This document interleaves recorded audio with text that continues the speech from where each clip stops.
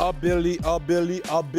billionaire. He's an old money billionaire. We're talking about Warren Buffett and Dan Gilbert. These two gentlemen have offered to some lucky American, and only an American, $1 billion if they can properly predict the NCAA tournament brackets.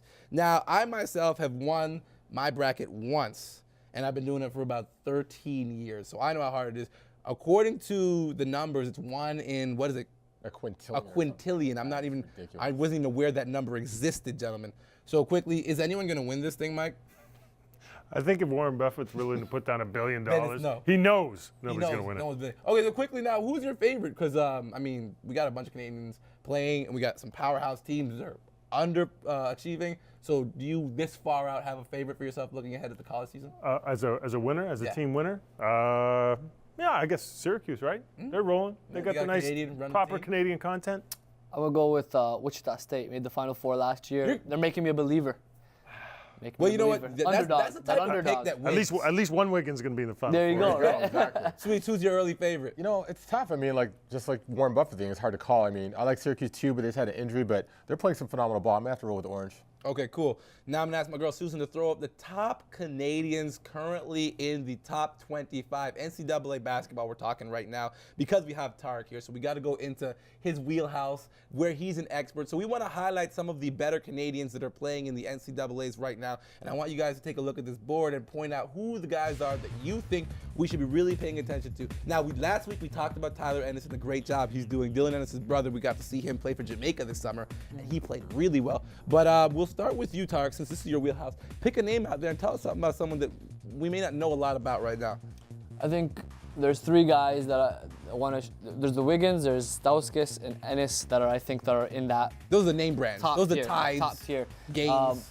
One on the kind of the outside looking in with Arizona State is Jordan Bashinsky. He's not on. I don't know much about him. Yeah, not on this list here. Yep. 7'2". Kind of under the radar. The NBA scouts know about him, but the general public, the masses, don't yet. Yeah. 7'2", mobility, runs the floor, carves out defenses on both ends, leading the states, the entire NCAA in shot blocking by a large margin, averaging almost 5 blocks a game. Baczynski. Jordan Bashinsky from Calgary, Alberta. I'm going to create a Google alert for that kid. Who's your standout right now?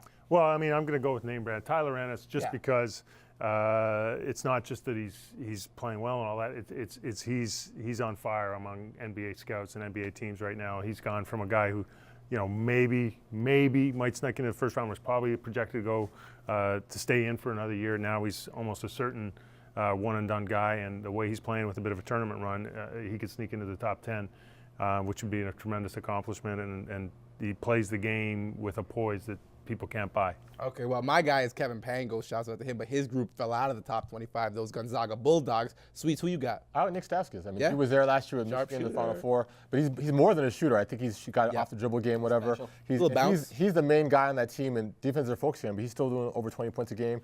They're 5-0 in the Big Ten, which is a tough conference. So it's a very tough conference. Potential Big Ten MVP there, Stauskas. Can someone give some love to Melvin Ejim, that guy on the glass? No problem. Yeah. So you guys got a lot of Canadians to look out for when it comes time for March Madness. Now, quickly, you did write the book on Steve Nash, so I want to ask you, what was the most interesting thing you learned during this process with Mr. Feschuk, learning about Steve Nash?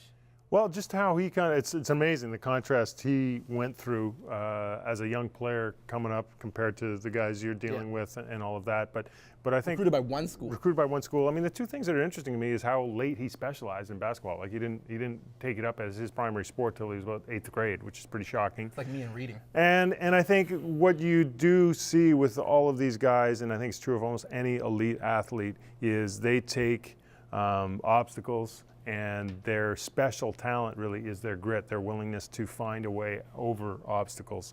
And that is almost the most important gift an elite athlete can have. Does he play in the NBA again?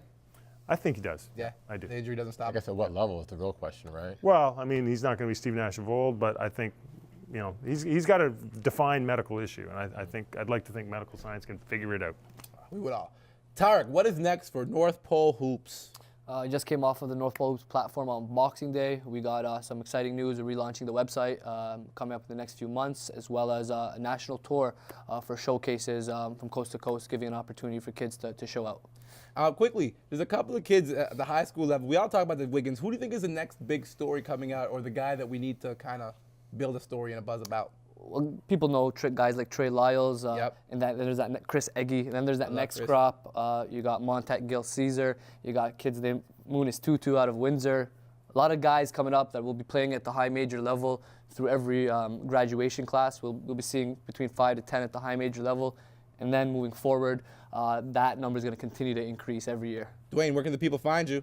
By Dwayne Watson, TSN 1050, the Hangout. Yeah, you know it.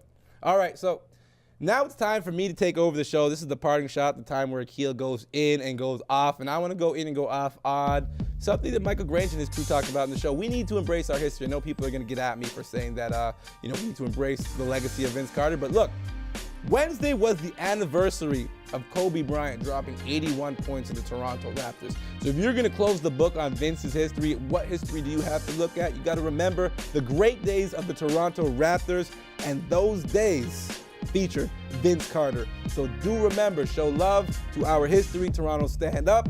And that does it for another episode of The Hangout. We will see you next week. Peace.